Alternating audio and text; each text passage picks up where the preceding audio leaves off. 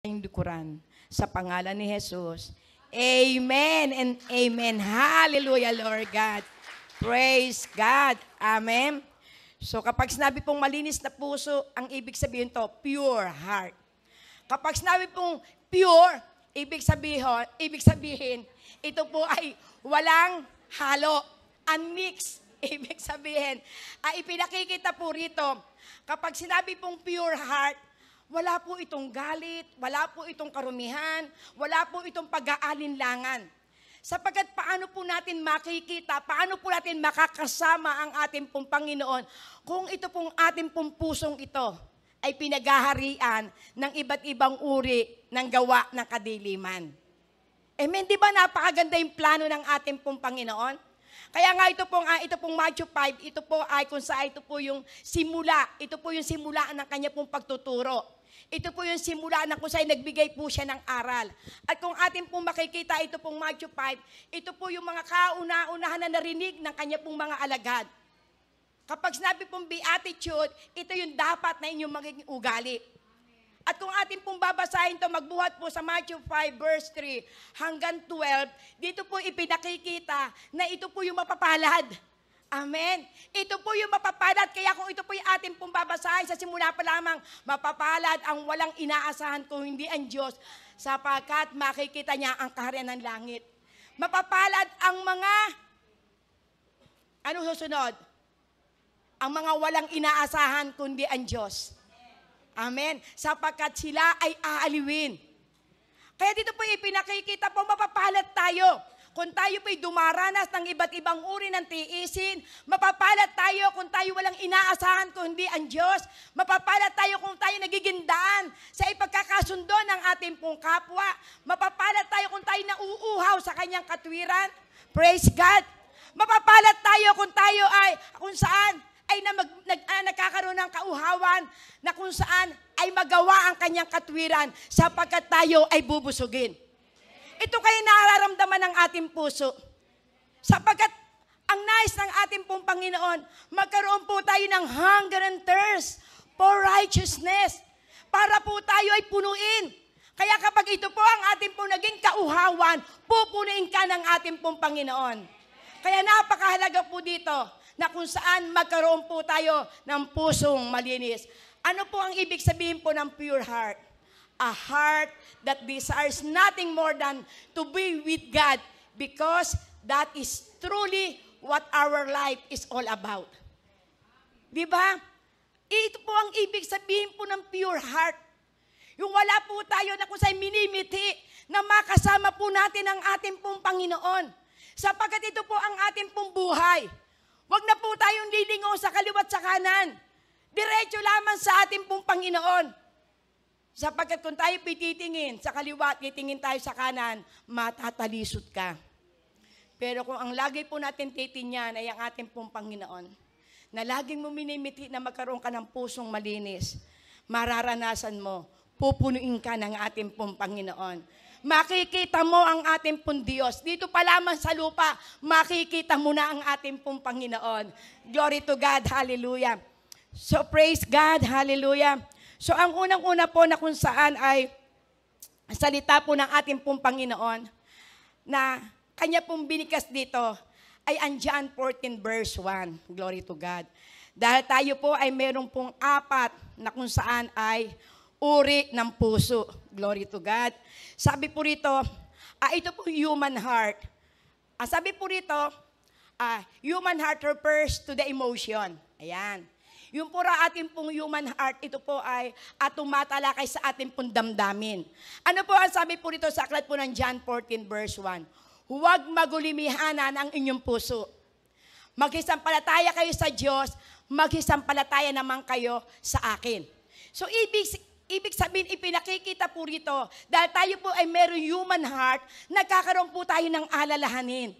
Kapag sinabing human heart, yung pong natural na ating pong puso na tayo po ay nagagalit, minsan tayo po ay natutuwa, tayo po ay nag-aalala, tayo po ay punong-puno na kung saan ay iba't ibang uri na dalahin sa ating pong puso. Minsan, di ba, may mga panahon, pagka tayo walang pera, natural po tayo po ay nag-aalala. Pagka po tayo po ay nagagalit, lalo po sa ating pong anak, sa ating pong asawa, ay yan po yung pong ating pong damdamin. Pero ang sabi po rito ng ating pong Panginoon, huwag magulimihanan ng inyong puso. So ibig sabihin, ito pong mundong ito, punong-puno po ito ng kaguluhan. Ito pong mundong ito ay talagang ikaw po ay mapupuno ng alalahanin. Pero ang ating pong Panginoon nag-i-encourage sa bawat isa po sa atin, huwag magulimihanan ng inyong puso. Magsisampalataya kayo sa Diyos at magsisampalataya naman kayo sa akin. Kaya ito po ay ang ating pong Panginoong Jesus ang nagsasalita po sa kanya pong mga alagad. Dahil ito po yung senaryo na kung saan nagpapaalala na ang ating Panginoon na siya po ay malapit ng umalis. Nalulungkot ang kanyang mga alagad. Pero ang sabi ng ating pong Panginoon, sapagkat ako'y pupunta sa Ama at ipaghahanda ko kayo na matitirahan. So ibig sabihin kung ang ating pong Panginoon ay nagsalita po ng ganito na kung saan ay huwag magulumahanan, merong iniiwan sa atin po ang ating pong Panginoon. Dahil ang nais po ng ating Panginoon sa bawat minuto ng ating pong buhay, maranasan po natin anuman ang problema na ating pong nararanasan. Hindi po tayo na kung saan nawewendang ang ating pong isipan. Kundi ang nais po ng ating pong Panginoon, tayo po ay lagi pong magkaroon po ng kapayapaan. Sapagkat ang problema kapag dumating po sa ating pong buhay, talagang instinct bilang isang tao. Malulungkot, mag-aalala, pero marami pong salita ang ating pong Panginoon. Na iyan po yung magko-comfort po sa atin. Amen? Kaya yan po ang nais po ng ating pong Panginoon, sumampalataya kayo sa akin. At ang sabi po ito, ano po ba yung emotion? Glory to God, hallelujah. Ang sabi po ito, there are positive emotions such as joy, love, trust. Amen. Yan po yung mga positive.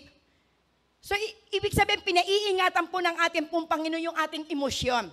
Na kinakailangan tayo po'y punong-puno ng pag-ibig, punong-puno po ng kaligayahan, punong-puno po tayo ng pagtitiwala sa ating pong Panginoon. At ang sabi po rito, glory to God, as well as negative emotions such as anger, sadness, and jealousy. All given to us by God who has there Himself and all to be used as much for good or for bad. Amen. So, ibig sabihin yung emotion na yan, ay yan po ay naririyan. Dahil ito po rin ibigay sa atin po ng ating pong Panginoon ang mga emotion, yung damdamin po natin. Pero ang sabi po rito ng ating pong Panginoon, ikaw na ang mamimili kung gusto mo yung positive o gusto mo yung negative. Gusto mo lagi ikay magalit o gusto mo lagi ikay maging masaya. So, a matter of choice. Kasi ipinagkaloob to sa atin ng ating pong Panginoon. Ito po, ikaw na ang bahala. Amen? So, pero sabi, be used as much for good. Amen? Ibig sabihin, gamitin mo ito sa mabuti. Yung pagmamahal mo, ilagay mo sa tama. Amen? Yung kaligayahan mo, ilagay mo rin sa tama. At yung pagkitiwala, ilagay mo rin sa tama. Kasi bakit po ito po yung pinauunawa? Kasi marami po tayo na kung saan ay ginagawa na pag-ibig. Pero ang sabi po na ating Panginoon, kung tama ang iyong pag-ibig o mali ang iyong pag-ibig. So ipinakikita po rito ng ating pong Panginoon dahil ipinagkaloob sa atin ang mga ganyan damdamin. Gamitin mo na ito sa tama. Tama din na minsan ikay magalit. Amen? Tama din na kung saan ikay minsan ay magselos, pero huwag kang paaalipin sa galit. Huwag kang paaalipin sa selos. Gamitin mo ito wisely. Sapagkat minsan may pagkakataon na kung tayo po ay babae, ang ating pong asawa, minsan kaya po siya nagseselos, ibig sabihin, mahal na mahal tayo ng ating pong asawa. Amen? Mahal na mahal tayo ng ating asawa dahil kapag ang ating asawa ay hindi na nagseselos sa atin, baka wala nang halaga. So, ibig sabihin, kaya po ito po yung nagseselos, ginagamit mo ito sa tama dahil naandun yung pagmamahal mo sa iyong asawa, ayaw mo na kung sa'y malayo, ayaw mo na magkamali, ayaw mo na kung sa'y masira ang inyong relasyon. So, ibig sabihin, pinakikita po ito, gamitin natin ito positively.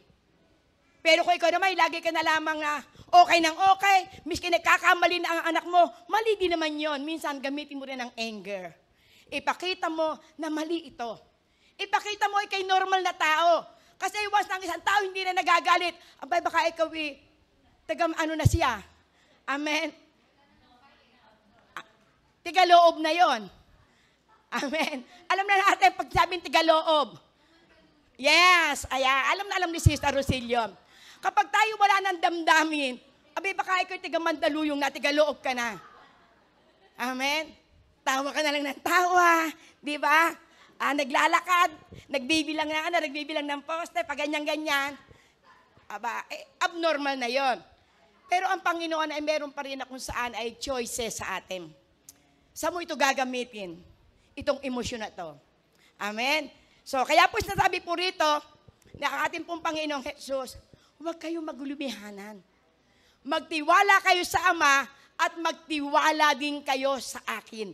So, ibig sabihin ng ating pong buhay, anuman ang pagsubok na ating pong pinagdadaanan, ang nais ng ating pong Panginoon, number 1, magtiwala ka sa ating Panginoon. Amen? Yan po ang nais po ng ating pong Diyos. Sapagkat bilang tayo po'y tao, na andun talaga yung pagkapa ng ating pong Panginoon. So, ipinakikita po rito ng ating pong Panginoon, totoo na, meron po tayong human heart. At ang sabi po rito, pangalawa po, holy heart. Ano po ang sabi po rito sa aklat po ng Psalms 24:3 and 5? Glory to God, hallelujah. Sinong aahon sa bundok ng Panginoon? At sinong tatayo sa kanyang dakong banal? Praise God. Ayan. Siya ay may malinis na mga kamay at may dalisay na puso, na hindi nagmamataas ang kaniyang kaluluwa sa walang kabuluhan at hindi sumusumpa na may kabuluanan. Praise the Lord. Hallelujah. Verse 5 po. Siya'y tatanggap ng pagkapala sa Panginoon at ng katwiran sa Diyos na kanyang kaligtasan. Napakasarap. Diba? Kung ikaw ay merong holy heart, ang itinatanong dito ng ating Panginoon, sino ang aakyat sa banal na bundok? So, sino po ang tinitingnan? Yung may malilinis na kamay. Glory to God, sapagkat yung may malilinis na kamay, yung may mga malilinis na puso, sila yung pagpapalain po ng ating pong Panginoon. Amen. Kaya ikaw ngayon magsuri sa buhay mo. Siya sa atin mo ngayon. Siya sa atin mo ngayon ang buhay mo. Ako ba'y nasa pagkapala? O ako'y nasa sumpa? Amen. Kasi yun ang sinabi ng Panginoon. Diba?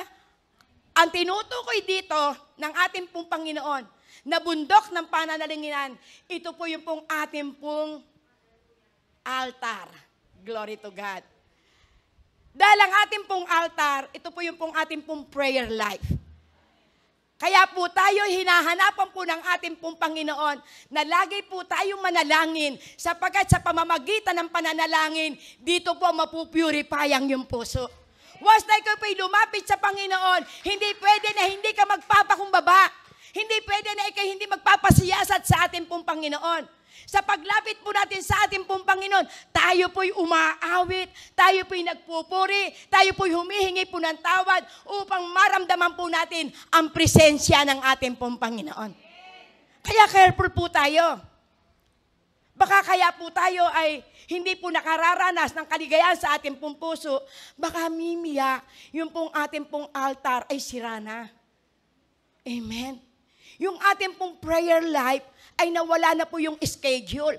Kaya ito po yung pinauunawa po dito ng ating pong Panginoon. Yung may malinis na kamay, may malinis na puso, at hindi po siya gumagawa ng hindi kalugod-lugod sa ating pong Panginoon. Ano po ang kanya pong pangako? Siya'y tatanggap ng pagkapala sa Panginoon. Amen. So, ibig sabihin, pinakikita po rito ng ating pong Panginoon, tayo pong lahat ay tatanggap ng pagkapala, lahat ng aspeto ng ating pong buhay. Mararanasan po natin ang pagkapala na ipinangako ng ating pong Panginoon. Amen. At ng katwiran ng Diyos sa kanyang kaligtasan. So, ibig sabihin ko, ito po yung ating pong mararanasan, yung kaligtasan na buhat sa ating pong Panginoon. Ito po yung ating pong mararanasan kung ikaw ay righteous. Amen. Kung ikaw ay righteous sa paningin ng ating pong Panginoon, wag na po natin itong baliwalain. Glory to God. Ipakita natin sa ating pong Panginoon na meron tayong holy heart. Amen. At ang sabi po rito, na ito po'y pinakikita, meron po dito na kung saan ay para pong istorya. Ang sabi po rito, throughout the history, they had been those who would give their wealth to the poor. Ayan, yan po raw po yung istorya. Meron po raw yung istorya po ng araw. May mga tao na sila po'y mga mayayaman. Ang kanila pong gusto ay siya po'y magbigay po ng kanila pong kayamanan sa mga mahihirap. Amen. And they live in the monastery. Some would live along as a hermit in the desert or in a caves. So, ibig sabihin, ito po raw istoryang ito, may mga mayayaman na gusto lang nila magbigay ng donasyon. Meron namang gusto na kung saan ay sila po ay manatili, ibibigay nila yung kayang kayamanan, aalis na lamang ako, at ako'y mamumundok na lang sa madalit salita. Doon na lamang ako mananahan. So, pero ang sabi po rito ito ng ating pong Panginoon, glory to God, na ito po raw ay meron pong tatlo na kung saan ay dalawang uri po ito ng Kristiyano. Ang sabi po rito, kung ikaw man ay isa pong tao na mayaman, na nagbibigay ng mga donasyon, kung ikaw man ay isang tao na kung saan ay mayaman nagbigay ka sa mahihirap. Pero ano po ang sabi po rito ng ating pong Panginoon? Those who live in a monastery and those who live in the real world. Sa ipinakikita po rito, kung ikaw po raw ay pupunta ka na lamang, magbibigay ka, pero ikaw pala ay merong kataasan sa iyong puso. At kung ikaw man ay nagbigay sa mga mahihirap, pero ikaw maninirahan na lamang doon sa mga cave, doon ka na lamang, lalayo ka na, hindi mo malaman na, kaya ka lang pupunta ron dahil ayaw mo nang makita ang mga tao na kung saan may lalapit sa iyo. Ayaw mo na kung saan ay maaabala ka pa at ikay makapaglingkod sa ating pong Panginoon, kaya magtatago ka na lamang sa kuweba. Pero ang sabi nito, those who live in monastery and those who live in the real world. Ibig sabihin, ipinakikita ko, meron doon naninirahan doon sa monastery o doon sa mga bahay ampunan. At meron namang naninirahan sa real world. Ibig sabihin, totoo na kung saan ay buhay. Pero ang sabi po rito ng ating pong Panginoon, Jesus calls us to be salt and light of this real world. So paano ka nga naman makapamumuhay? Pero ang buhay mo naman, hindi mo naman inaayos. Ay ang plano po sa atin po ng ating pong Panginoon, tayo po'y maging salt and light of this world. Kaya dito po makikita yung ating pong karakter. Ikaw po'y nagbibigay sa mga mayayaman, pero ang buhay mo naman hindi mo inaayos. Ika'y nagbibigay doon sa mga mahihirap, pero iba pala naman yung intention ng iyong puso at isipan. Pero ang sabi ng Panginoon, ang kanya pong naisin, tayo tinawag para po tayo ay maging isang asin at ilaw ng tunay na mundong ito. So, ibig sabihin kapag sinabi na tayo po'y magsisilbing isang asin at ilaw ng mundong ito, abay kinakailangan matututo kang makisama sa iyong kapwa. Kinakailangan, thank you, kinakailangan magawa mo yung kung saan yung tungkulin mo bilang tinawag at pinili ng ating pong Panginoon. Sapagkat hindi makikita ang pagiging asin mo kung ikay nakatago lamang. Hindi makikita sa buhay mo yung ikaw ay nagliliwanag kung ikaw ay nananatili lamang ay sa isang lugar. Pero may ipinauunawa dito ang ating pong Panginoon. Kapag sinabi na kung saan na tayo po ay tinawag para po tayo maging asin at ilaw ng sanlibutan ito, kinakailangan ipakita mo yung nais ng ating pong Panginoon. Kaya nga yung pong mapapalad, ang katapos-tapusan ito, pagdating po sa 13 to 16, kayo ay asin na sanlibutan. Paano kung ang isang asin ay mawalan na ng panlasa? Itatapo na lamang kayo at yuyurakan. So, ibig sabihin, kung tayo po ng mga tinawag at pinili ng ating pong Panginoon, ay hindi makita sa atin ang pagiging asin, yuyurakan ka na lamang. Amen? Ibig sabihin, may purpose po sa atin ng ating pong Panginoon. Ipakita mo yung pagiging asin mo sa ibabaw ng lupa. Ipakita mo yung pagiging ilaw mo dito po sa ibabaw ng lupa. Sapagkat sa mga ganong kaparaanan, makikita ang buhay ng ating pong Panginoon sa ating pong buhay. Glory to God, hallelujah. Ang sabi, how can someone have a holy heart while living in this world? Paano po raw na ang isang tao ay makikita na meron kang banal na puso kung ikaw ay nananahan dito po sa ibabaw ng lupang ito? Kaya ito po yung nais po ng ating pong Panginoon, yung pagiging pure heart natin, ipakita natin sa sanlibutan ito. Ipakita natin na tayo po'y nagliliwanag. Ipakita natin yung ating buhay. Ito po ang larawan ng ating pong Panginoon. Kaya tayo pong lahat ay naririto para po tayo maging katulad ni Kristo. Amen? Kulbitin mo nga ang kapatid mo. Sabihin mo, kita na ba sa'yo ang buhay ni Kristo? Amen?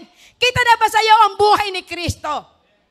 Ikaw ba ay nagsisilbing liwanag na sa sanlibutan ito? O ikaw na may nakakadilim? O ikaw naman ay kinatitisura na? Amen? Siyasatin mo ang puso mo. Kamusta ka, kapatid? Kamusta ang puso mo? Amen?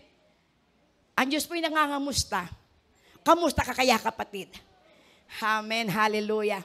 Kaya napakahalaga po ito na kung saan ay ipinauunawa po sa atin po ng ating pong Panginoon. Ano po ang sabi niya sa aklat po ng John 15, verse 3? Hallelujah. Ang sabi nito, kayo'y malinis na sa pamamagitan ng salita na sa inyo'y aking sinalita. Amen? So, ito po rin kausap po rito na ating pong Panginoon ay ang kanya po rin mga alagad. Tayo po'y nilinis na sa pamamagitan ng kanyang po mga salita. Kaya kung ito po'y totoo, na tayo po'y nilinis na ng ating pong Panginoon, meron na kaya po tayong assurance. Meron na kaya po tayong assurance na mawala man tayo sa oras na ito, pupunta na kaya tayo sa Panginoon? Amen. Diba? Nilinis na raw tayo ng kanyang mga salita. Pero ang tanong, tayo kaya ay makakaharap na sa Diyos? Wala nakakasigurado sa ating buhay. At lagi po natin itong aalalahanin. Kaya nga dito po ay lagi pong ipinapaalala ng mga preacher, ang lagi po nating mimithiin, lagi po ilalagay sa ating isip na ito yung huling araw muna sa ibabaw ng lupang ito. Sapagkat kung ito'y ating iisipin na ito'y isang huling araw mo na lang, abay yung mga kaaway mo, patatawarin mo na. Yung buhay mo, aayusin mo na. Yung wala ka na sa asaktan. Yung wala kang kung saan nabibigyan ng kalungkutan. Sapagkat kung ito po yung pong ating pong mimithiin, na tayo po'y lagi po na kung saan nakahanda sa pagbabalik ng ating pong Panginoon. Miski ang ating pong labi, ang ating pong pagkasalita, iingatan po natin ito. Dahil kapag tayo po'y nagsalita, nang hindi po maganda, ang puso po natin narurumihan. Out of the abundance of the heart, the mouth speaketh. Kaya kung ang ating pong puso ay punong-puno ng kanyang mga salita, kung ang ating pong puso ay punong-puno ng kanyang pong mga pangako, anuman ang sitwasyon, mananatili pa rin itong malinis sa harap ng ating pong Panginoon. Kaya nga po, ang sabi po ng ating pong Panginoon, meron po tayong 1 John 1:9. Kung tayo po'y nagkamay, tayo po'y nasa ibabaw ng lupa. Kaya ang sabi po rito, I think ito po nasa 4 Gospel. Ang sabi po rito ng ating pong Panginoon, huwag mong hahayaan na ang iyong galit ay abutin pa ng kinabukasan. Kinakailangan, huwag mong palulubugin ng araw na kung ikay galit, i-release mo na ito. Patawarin mo na yung mga taong nagkasala sa iyo. Magpahimingi ka na ng tawad sa ating pong Panginoon kung ikaw mismo ang nakagawa ng kasalanan. Amen. Di ba napakasarap na tayo ba'y punong-puno ng salita? Kaya lagi pong pinaalala sa atin, lagi po tayong magbasa ng Biblia. Lagi po tayong manalangin. Lagi po tayong magpuri. Lagi po tayong makipag-fellowship. Sapagkat ito po yung mga kaparaanan upang tayo po ay makoberan sa lahat ng gawa ng dyablo sa ating pong buhay. Ito po yung magpapalakas sa ating pong espiritu. Kung ito pong ating pong katawan, kinakailangan 3 beses kumain, kinakailangan ng ating pong espiritu, lagi mo rin itong pakakainin. Ano po magiging pagkain ng ating espiritu? Ang kanya pong salita, ang fellowship, pagbabasa ng Bible, pag-worship. Amen? Kaya ito po yung lagi pong encouragement po sa bawat isa po sa atin. Kaya hindi po ako mapapagod na sabihan lagi na kayo po'y magbasa ng Bible. Yung hindi po namin magagawa, tanging ang salita ng Diyos ang may magagawa. Kaya tayo po'y laging ini-encourage na tayo po'y laging magbasa ng Bible. Lagi po tayo na kung saan ay nasa gawain ng ating pong Panginoon. Kaya kapag tayo po ay tamad na mananampalataya, wala po tayong aasahan. Kaya praise God, sapagkat totoo nga po ang mensahe ng ating pong Panginoon. Ito po ang magpapalaya po sa atin. Glory to God. Ano po ang sabi po sa aklat po ng Galatians 5? Galatia 5:16. Glory to God. Hallelujah. Para po tayo ay magkaroon po ng holy heart. Ang sabi po ito, walk in the Spirit. Ayan. Lumakad po tayo ayon sa Espiritu. Ano sabi nito? Sinasabi ko nga, magsilakad kayo ayon sa Espiritu at hindi nyo gagawin ang mga pita ng laman. Glory to God. Ano-ano po ba yung pita ng laman? Yan po yung nasa Galatians 5:18 to 21. Pangangalo niya, pagsamba sa Diyos-Diyosan, pagkagalit, sa sobrang pagsiselos, pagkakabaha-bahagi, glory, pagkapuot, sama ng loob. Kung iyan po ay nananahan po sa inyo, kayo po ay namumuhay ayon sa pita ng laman. Pero kung tayo po ay nabubuhay ayon po sa Espiritu, yan po ang natawag na bunga ng banal na Espiritu. Kaya kinakailangan ito po makita po sa atin. Tayo po ay nabubuhay na ayon sa bunga ng Espiritu Santo. At ano po yung bunga ng Espiritu Santo? Joy, love, peace, long-suffering, gentleness, goodness. Praise God. Amen. At iba pa. So yan po ang nais po ng ating pong Panginoon. Upang tayo po ay manatili sa atin yung kapuruhan ng ating pong puso, kinakailangan ang makita po sa atin ay ang bunga ng banal na Espiritu at wala na sa atin ang gawa ng laman. Dahil ang sabi rito, ang sino man na namumuhay sa pita ng laman, wala silang bahagi sa kaharian ng langit. Amen. Ibig sabihin kung tayo po ay nabubuhay doon sa gawa po ng laman, abay ngayon mag-isip-isip ka na kapatid. Wala ka na pa ng bahagi sa kaharian ng langit. Praise God. Hallelujah. Napakabuti po ng ating pong Panginoon. Alam nyo, habang ginagawa ko po itong mensahe ito, kasi napakahaba po ito. Sabi ko, Lord, kasi puro lang po ako sulat. Pero sabi nga, Panginoon, tulungan niyo po ako. Na ito po ay akin pong matapos. Glory to God. Dahil habang ito po yung ginagawa ko po itong mensahe ito, yung pong aking pong puso, naandun po yung pong para po ba ako nagkakaroon ng hunger and thirst. Na gusto ko yung pong aking pong mga kapatid, kayo pong lahat na narito, makalakad po sa katwiran po ng ating pong Panginoon. Amen. Ayaw ko pong isa sa inyo may mapahamak. Gusto ko lahat po'y maranasan po natin yung pagpapala na pangako ng ating pong Panginoon. Amen. So ito po yung nais ng ating pong Panginoon para po tayo magkaroon ng banal na puso. Kinakailangan lagi po tayo na kung saan ay babat sa salita ng ating pong Panginoon. Na lagi po tayo na kung saan lumalakad po tayo ayon sa Espiritu ng ating pong Panginoon. Amen. Susunod po, honest heart. Glory to God. Hallelujah.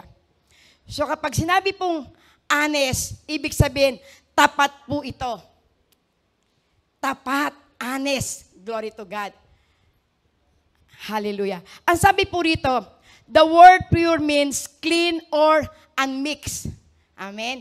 So kapag sinabi po na meron po tayong pure heart, ibig sabihin, tapat ka, honest ka. So, sabi, like the word honest. God is looking for authentic, respectful, real, raw relationship like marriage. Like marriage. Amen? So, ibig sabihin, napakahalaga po. Yung pong ikaw ay maging tapat. Glory to God. Yung ikaw ay maging tapat sa inyo pong kung saan ay relasyon. Relasyon sa ating pong mga asawa, relasyon sa ating pong Panginoon. Sapagat hindi mo po masasabi na, praise the Lord, pero ikaw pala'y namumuhay sa kasalanan. Amen. Kaya po, ang sabi po rito, ito po'y kasaysayan po, dito po si Miss Tammy. Hindi ko na po ito dahil sobra pong napakahaba na. Ito po si Miss Tammy, siya po ay nakipagrelasyon. Pero ito po si Miss Tammy, hindi niya totally kilalang lubusan yung pong kanyang lalaking pakakasalan. Pero ang ginawa niya po, siya po ay nagpakasal. Hindi niya po tininya yung pagkatao ng kanya pong pakakasalan dahil marahil sa kanya pong puso ay ang puso na may natuturuan. Pero kung atin pong matitinyan, atin pong makikita, dito po sa mga Bible verse na akin pong nasa liksik, ang sabi po rito sa aklat po ng James, glory to God. Ang sabi po sa aklat po ng James 4:8, glory to God, hallelujah.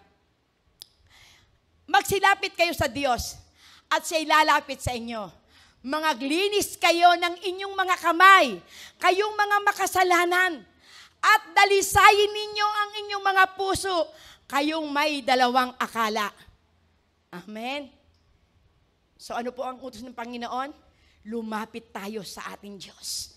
Sino po raw ang lalapit sa Kanya?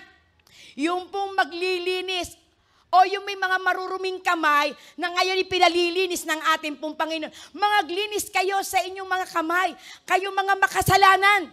Dalisayin ninyo ang inyong mga puso. Amen. Kayong may dalawang akala. So kapag sinabing dalawang akala, baka akala mo ligtas ka na. Amen. Baka akala mo okay lang ito. Baka akala mo na yung buhay ay nakalulugod sa ating Panginoon, pero ang katotohanan pala ay hindi pala. Kaya ang sabi ng Panginoon, lumapit ka na ngayon. Lumapit ka na sa Panginoon. Sapagkat ang Diyos ay lalapit sa iyo. So, ibig sabihin, kaya po ang Panginoon ay inaalok po tayo. Baka mimiya ay meron po tayo sa ating pong buhay na hindi kalugod-lugod ng akala mo'y okay lang to. Ang Diyos naman ay mahabagin. Okay lang to. Bukas na ako magpapatawad. Okay lang to. Bukas ko na pipisanan ng aking asawa. Bukas ko na patatawarin ng aking asawa. Okay lang to. Amen. Pero ang sabi po dito ng ating pong Panginoon, maglinis kayo ng inyong mga puso. Dalisayin ninyo ang inyong mga puso. Kayong may dalawang akala. Ang Diyos ay nagbibigay pa ng pagkakataon sa bawat isa po sa atin. Sapagkat tanging ang Diyos po lamang ang nakakaalam kung ano talaga ang totoong ating kinalalagyan. Ano po ang sinabi niya po sa aklat po ng Matthew 22 verse 37? Hallelujah, Jesus. At sinabi sa kanya, ibigin mo ang Panginoon. Panginoon mong Diyos ng buong puso mo at ng buong kaluluwa at ng buong pag-iisip mo. Amen. So ipinakikita pa rin dito ng ating pong Panginoon. Kung iniibig po natin ang ating pong Panginoon na ang buong puso, buong kaluluwa, buong katapatan, susundin mo ang ating Panginoon. Kung ano yung atas ng ating pong Panginoon, dahil mahal mo ang ating pong Diyos, gawain mo ito. Amen. Ibigin mo ang ating Panginoon ng buong puso. Ibig sabihin, buong buo, walang pag-aalinlangan, ng buong kaluluwa at buong pag-iisip. Kasama kaluluwa, kasama puso, kasama ang pag-iisip. So, ibig sabihin, ipinakikita po rito ng ating pong Panginoon. Ikaw ang magsiyasat kung totoong mahal mo ang ating Panginoon. Dahil kung mahal mo ang ating pong Panginoon, susundin mo kung ano ang gusto ng ating pong Panginoon. Kung mahal mo ang ating pong Panginoon, iibigin mo ang iyong kapwa. Kung mahal mo ang ating pong Panginoon, patatawarin mo ang mga taong nagkasala sa iyo. Kung mahal mo ang ating pong Panginoon, linisin mo na ang buhay mo, kapatid. Sayang naman yung kamatayan ng ating Panginoon sa krus ng Kalbaryo. Sayang naman yung kanyang ibinigay na buhay. Sayang naman yung kanyang dugo na pinantubos para sa ating mga kasalanan kung babaliwalain mo ang pag-ibig ng Diyos sa atin. Mahal na mahal tayo ng ating Panginoon. Handa dapat sana siya po'y nakaupo doon sa kanyang trono ng kanyang tatay, pero siya'y bumaba sa lupa. Bumaba siya sa lupa para tanggapin ang lahat ng iniutos ng Ama para sa kaligtasan ng sanlibutan. Bago babaliwalain mo lamang pala yung buhay ng ating Panginoon. At lagi po nating aalalahanin, tayo ang magsusulit sa Diyos. Amen? Ipagsusulit nating lahat. Sapagkat ang sinabi sa aklat po ng 1 Corinthians chapter 3, ang sabi, hindi nyo ba nalalaman na kayo ay templo ng Diyos na buhay? So, ibig sabihin tayo pong lahat ay templo ng Diyos na buhay. Pero kung ito ay bababuyin mo, ang sabi ng Panginoon, ang sino man na nasisira dito, ako ang wawasak. Kaya kung sisirain natin yung templo ng ating Diyos na buhay, wawasakin niya ng ating Panginoon. Magkakaroon ka ng karamdaman, magkakaroon ng kaguluhan ng iyong buhay, mararanasan mo ang iba't ibang uri ng kaparaanan. Pero hindi ibig sabihin na tapos na ang Panginoon. Ang ibig sabihin ng Panginoon, binibigyan tayo ng tsansa ng ating pong Panginoon upang ayusin natin ang ating pong buhay sa harap ng ating pong Panginoon. Amen. For God so loved the world. Gayon na lamang ang pag-ibig ng Ama sa sanlibutan.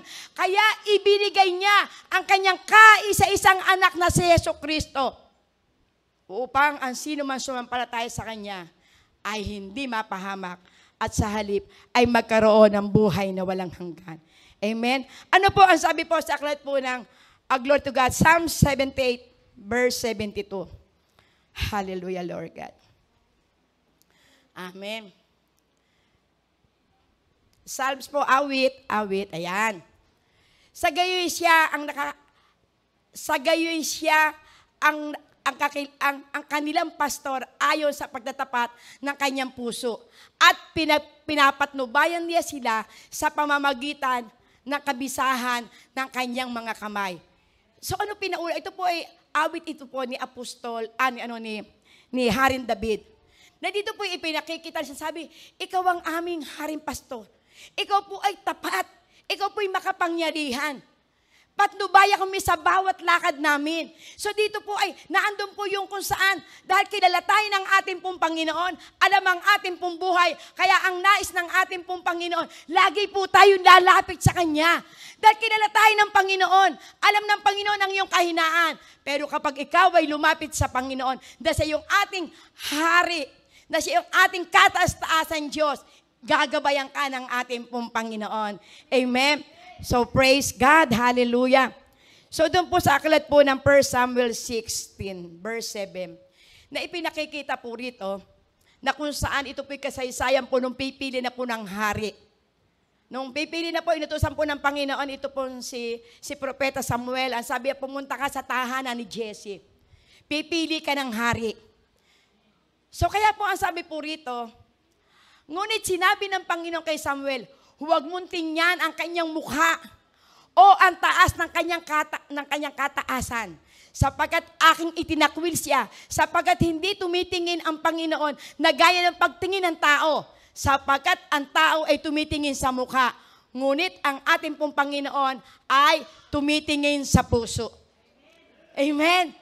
So makikita po natin dito dahil ayaw po ni Jesse na ipakita pa yung kanyang mga anak dahil iniharap na yung kanyang napakagugwapong anak, magaganda ang tindig. Glory to God. At kung saan makikisig. Pero ang sabi ni Samuel, dahil si Samuel po, bago po siya umalis, siya po yung nagpaanoin. So sabi niya, hindi yan. Sino pa ang anak mo? Ay sabi, ay meron pa yung nga lamang siya yung mabaho, di ba? Yung apandak siya, hindi siya karapat-dapat. Kasi hari ang pinag-uusapan eh. So, ibig sabihin, pag sinabing hari, matikas, pogi, matalino, punong-puno ng karunungan. Pero ang sabi ng Panginoon, hindi ako tumitingin sa panlabas. Ang tinitingnan ko ay yung puso na matapat. Sapagkat nakikita ng ating Panginoon na si David, meron siyang kakaibang puso. Si David ay meron kung saan ay puso na mapagtapat. Si David ay naando yung kanyang katapatan na sa kabila ng lahat na iba't ibang uri na kanya pong naranasan. Hindi nagkamali ang ating Panginoon. Hindi nagkamali po ang ating pong Panginoon sa pagkakapili kay Haring David. Kaya ang sabi po rito, hindi tumitingin ang ating pong Panginoon sa panlabas na kaanyuan. Amen? Ang tinitingnan ng ating pong Panginoon kung malinis ang puso mo. Ang tinitingnan ng Panginoon kung ikaw ay tapat. Ang tinitingnan ng Panginoon kung anong meron kang puso ngayon. Amen. Glory to God. Hallelujah. Hallelujah, Lord God. Glory to God. Amen. Napakabuti po ng ating pong Panginoon. Hallelujah. So, ang sabi po rito, bukod po sa ang ating pangtinignan po ng ating pong Panginoon, ay yung pong honest na puso. Ngayon naman po, ang hinahanap ng Panginoon ay happy heart. Yan. Yung masayang puso. Amen. So ano po ang sabi po sa aklat po ng Job 19:25 and 26? Amen. Sabi po rito, ngunit talastas ko na manunubos sa akin ay buhay. At siya'y tatayo sa lupa sa kahuli-hulihan. Verse 26. Glory to God. At pagkatapos na magibang ganito ang aking balat, gayon may makikita ko ang Diyos sa aking laman. So ano pong pinauunawa po dito? Ito po ay kung saan ay sulat ni Job. Dahil maaari po dito na andon yung pagiging negative na iniisip ni Job. Ay gustong-gusto niya makita ang ating Panginoon. Pero ang kanya namang katawan ay tila baga malapit na sa kamatayan. Kaya ngayon ipinakikita po rito na ito po si Job, sa halip na siya po ay maglugmok, sa halip na siya po ay malungkot, pero nakita pa rin ng Panginoon ang kanyang masayang puso. Maaari na sa mga pangyayaring ito po yung senaryo na siya po ay inuusig na ng kanyang asawa. Pero ang sabi po rito, para mo raw makita na totoo na ang ating pong Panginoon, makikita mo ang ating pong Diyos. Hindi lamang sa panahon ng iyong kamatayan, hindi lamang sa panahon na kung sa'y kukunin ka na dito sa lupa, sasalubungin ka sa iyong papawid, kundi dito pa lang sa lupa, makikita mo na ang Panginoon. Amen? Bakit? Kung ikaw ay may malinis na puso, makikita mo ang ating pong Diyos. At ang sabi po rito, nakikita po natin ang ating pong kalangitan. Kapag nakikita po natin yung yung isang bata na nasa loob ng sinapupunan, para nakikita mo na yung Diyos. Makita mo na mga karagatan na kung paano ito, kung saan nangyari. Nakikita mo na ang Panginoon. Hindi mo man makita na mukhaan ang ating pong Panginoon. Pero sa buhay po ni Job, tinignan lang niya ang kalangitan, tinignan niya ang kalupaan, inalala lamang niya kung paano nabubuo yung mga baby sa loob po ng tiyan. Nasasabi niya, nakikita ko na ang Diyos. Hindi ko man makita ngayon dahil ang aking buhay ay medyo kung saan ay naandun po sa kadiliman. Pero naniniwala siya na ang kanyang Diyos ay buhay dahil natatanong niya ang nilikha ng ating pong Panginoon. Amen. Praise God. Hallelujah. Ang sabi po rito, you can see God if for Him with a pure heart. Makikita mo rin ang Panginoon kung meron kang malinis na puso. Kapag ang isa pong tao ay hindi po mapuri ang ating Panginoon, kapag ang isang tao ay hindi mapasalamatan ng ating pong Panginoon, wala siyang pure heart. Amen. Kaya ang isa pong tao ay nakapagpupuri, nakakasamba sa Panginoon, nakapananampalataya kung meron kang malinis na puso, sapagkat a merry heart do it like a good medicine, but a broken heart drieth the bone. Kaya kapag ang isa pong tao ay may masayang puso, abay miski ano ang karamdaman niyan, makararanas siya ng kagalingan. Amen. Ano man ang problema ang kanya pong pinagdadaanan, abay mararanasan niya ang katagumpayan. Bakit? Sapagkat meron siyang masayang puso. Maligaya siya na ang alam niya, lahat ng aking pinagdadaanan, darating ang isang araw, tutubusin ako ng aking Panginoon sapagkat siya ay buhay na Diyos. Amen. Ganyan kabuti po ang ating pong Panginoon. Kaya sabi, in order to live a happy life and blessed life, your heart has to be pure. Amen. Kung gusto mo raw na ikaw ay magkaroon ng masayang buhay, amen, pinagpalang buhay, kinakailangan ang puso mo ay isang puro at ito ay perfect heart. Amen. Kapag sinabing perfect heart, alam na po natin ito. Walang dungis, walang bahid, walang nananahang galit, walang nananahan na gawa ng kadiliman. Praise the Lord. Amen. Praise God. Purihin po ang ating pong Panginoon. At ano po ang sabi po rito sa aklat po ng Psalms 51 verse 10? Yes, amen, hallelujah. Malapit na pong matapos. Ano po ang sabi po? Ayan. Likhaan mo ako ng isang malinis na puso, O Diyos. At magbago ka ng isang matuwid na espiritu sa loob ko. Amen. We are all work in progress. May our prayers be like that. Amen. Nahilingin natin sa Panginoon, Lord, likhaan mo nga ako ng isang malinis na puso. Lord, likhaan mo nga ako ng isang pusong hindi magagalitin. Lord, likhaan mo nga ako ng isang puso na matiisin. Lord, baguhin mo kung ano ang pangit sa akin. Baguhin mo, Panginoon, kung ano yung mga bagay na nagpaparumi sa aking pong buhay. Yung hindi nagbibigay ng kaluguran sa iyo. Kaya napakaganda po nitong pong panalangin po ni Haring David.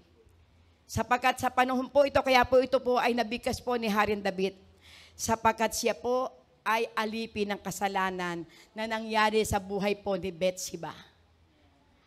Kaya po si Haring David po, siya po ay tinagurian. Siya po yung man after God's heart. Dahil ito po si Haring David, nung siya po ay naunawaan niya nagkasala kasi akala niya yung lahat ng kanyang binalak, yung lahat ng kanyang ginawa, ang akala niya walang nakakakita. Yung kanyang ginawa na pagkapatay kay Urias, para lamang masolo na si Bathsheba, akala niya walang nakakaalam. Na hindi niya nababatid na mayroon Diyos na nakakakita. Na bagamat ito po si Propeta Nathan, hindi naman niya nakita yung lahat ng pangyayari, pero ang Diyos ay nangusap sa kanya. Kaya nung maalala ni Propeta Nathan, napuntahan ito po si Haring David, nabuksan ang kanya pong puso. At napakaganda po, simple-simple po lamang ang ginawa na illustration ito po si Nathan. Ang sabi niya, Haring David, ako po'y may sasabihin sa iyo.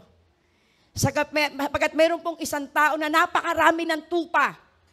Pero yung isang tao na nag-iisa lamang yung kanyang tupa, inagaw pa. Aba, itong si Haring David, wala siyang kaalam-alam na siya pala yun. Kaya ang sabi dito, nasabi ni Haring David, ay kung sino dapat siya'y patayin. Pero ano po ang sabi ni Propeta Nathan? Ikaw po yan, Haring David. Bakit? Sapagkat si Bathsheba, na kung saan ay solong-solo na pag-aari ni Urias, gumawa pa ng paraan na ito'y manakaw o na ito'y makuha. Bakit? Dahil ang salita po, kapag sinabi pong hari, lahat ng kanyang gusto makukuha niya. Kaya hindi po siya nakaligtas sa mata ng Panginoon. Pero nung ito po'y maunawaan, nito po si Haring David, na siya pala yung tinutukoy dito,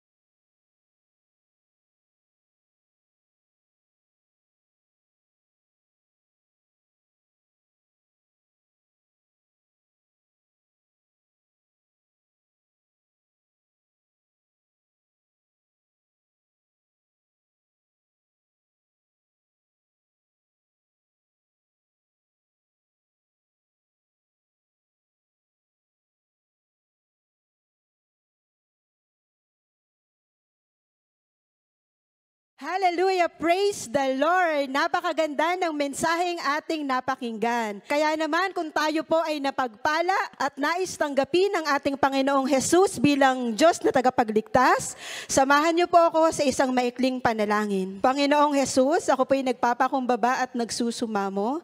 Inaamin ko po na ako'y makasalanan. Sa oras at sandaling ito, tinatanggap po kita bilang aking Diyos na tagapagligtas. Itala mo po ang aking pangalan sa aklat ng buhay.